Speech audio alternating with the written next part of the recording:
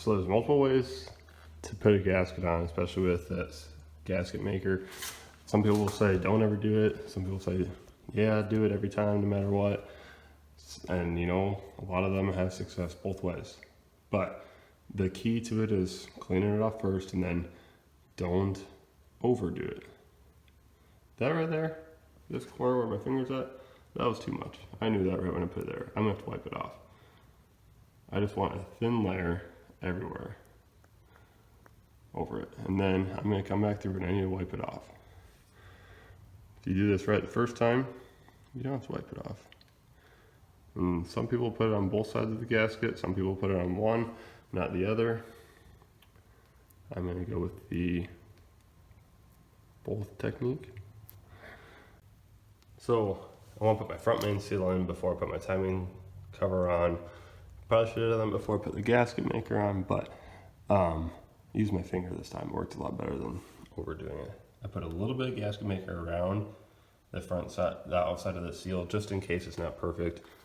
You know, this is a stamped piece. They don't always come out perfect. It's not machined or anything. So I have a socket that will fit just right onto there. And I'm holding this up with a 2x4. That way my seal part of the oil pan doesn't come off. Now, this is a 4-wheel drive axle nut, so just gonna pound that into place. If you have a press, that's a better way to go about it, but I don't, so I'll use a hammer as a press. So what I said I was gonna do is use this socket. What I ended up doing is I couldn't get it to go in evenly. If I would have turned it over, I could have hit it in the middle, but I didn't want to hit on that. So what worked really well, 2 2x4s. So I always keep these pieces around, and then that pounded in real nice right away. So that's on there. I'm gonna clean up this backside again and get it put on the engine. So there are 2 alignment dowels here that'll help you get it lined up. But let's say your gasket isn't quite perfect. Just a small screwdriver. You can stick it in there and kind of just pull the gasket into place. Then you can get your bolt past it and then started. Get all the bolts started before you start tightening any of them. And for this gasket maker, it did say that it wants you to put all the bolts in finger tight to start with, and then after you get that far, then wait 1 hour, let it kind of set up a little bit, and then finish going through. So I noticed with this oil pan here, what they did is it looks honestly like it's a normal oil pan, but then they cut the bottom out and just welded on this extension on the bottom.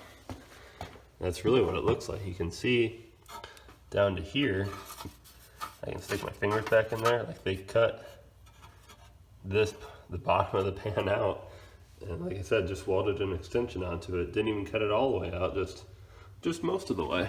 But in all reality, that's gonna work perfectly fine without any problems. And like I said, it's got this trap door here. I'm super excited about that.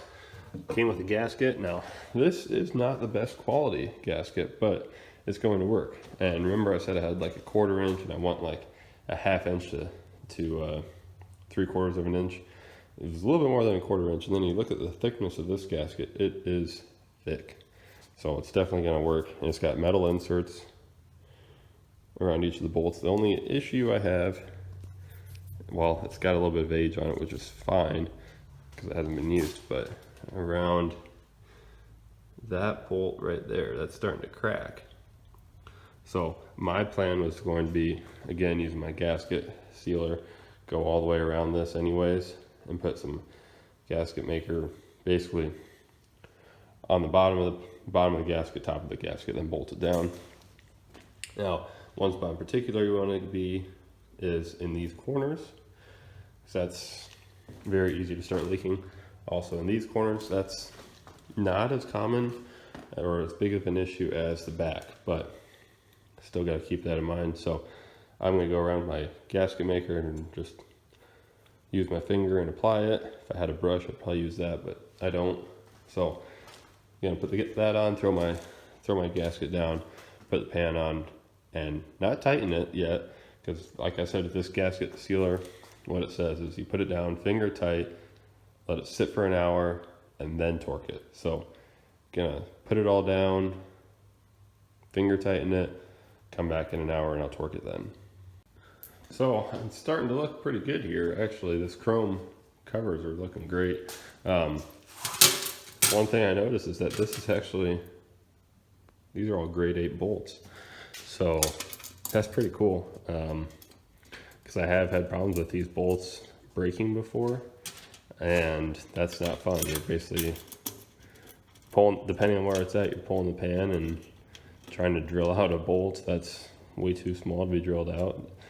Or you add some extra sealer there and just pray that it doesn't leak, but I've done both.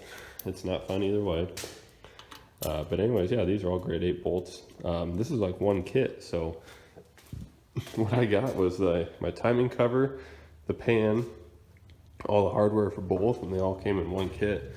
And I mean, this seems like a great buy. I don't know how much it costs, but looks like it feels pretty nice, like good quality stuff. The only issue I've had so far is that on these 4 corner bolts, they're a size bigger. Instead of the 1/4 inch, they're 5/16 bolts. Anyways, they have this extra tab on here to help hold it down, and I thought it seemed too short of a bolt to put the washer on. So I didn't put the washer on the 4 corners. But otherwise, I got all the bolts started. I'm gonna suck them down to the surface, not torquing, and then wait an hour. I'll come back through and torque them all. So it's been an hour. I'm gonna torque my timing cover bolts.